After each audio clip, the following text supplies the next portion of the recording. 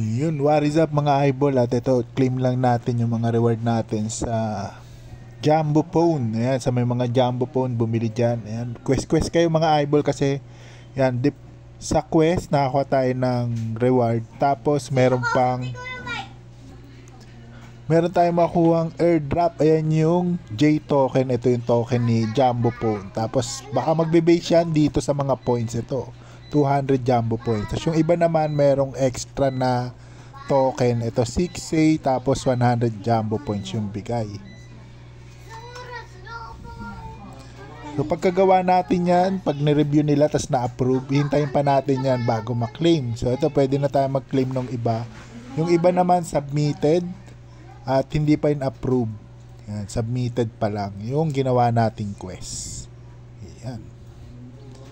So pag pag na-approve, yan, pwede na natin siyang i-claim. Meron yan date. So claim muna natin to.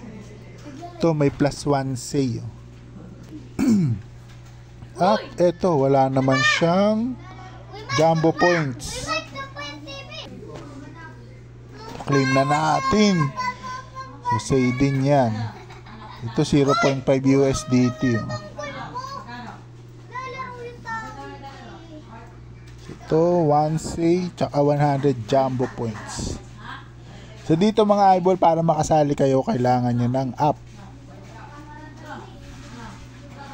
Ito yung Jumbo. Pero dito, para naman ma-access nyo yung mga quest, kailangan nyo ng phone kasi yung IMEI, yun yung pinaka kailangan para mabuksan nyo yung app or makagawa kayo ng account kay Jumbo.